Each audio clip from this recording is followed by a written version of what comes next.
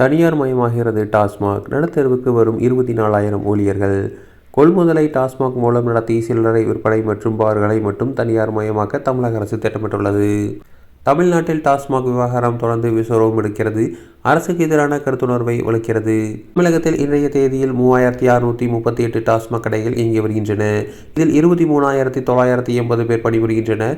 டாஸ்மாக் மூலம் ஆண்டு வருவாய் சுமார் 48,000 கோடி கிடைக்கிறது. இந்த டாஸ்மாகை தனியார் மயமாக்குவது குறித்து தமிழக அரசு தீவிர ஆலோசனை மேற்கொண்டு வருகிறது. மேலும் கொள்முதலை டாஸ்மாக் மூலம் நடத்தி சில்லறை விற்பனை மற்றும் பார்களை மட்டும் தனியார் மயமாக்க தமிழக அரசு திட்டமிட்டுள்ளது. ஏலத்தால் அதிக வருவாய் கிடைப்பதுடன் பணியாளர் பிரச்சனையும் கையாள வேண்டாம் என்பது அரசின் கருத்தாக உள்ளது.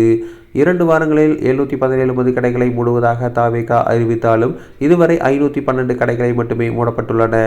இதனிடையே தமிழகத்தில் 717 டாஸ்மாக் கடைகளை மூட சிஎம் விஜய் உத்தரவிட்டுள்ளார். டாஸ்மாக் நிர்வாகத்தை ஒழுங்குபடுத்தும் நடவடிக்கை மேற்கொள்ளப்படுகின்றன.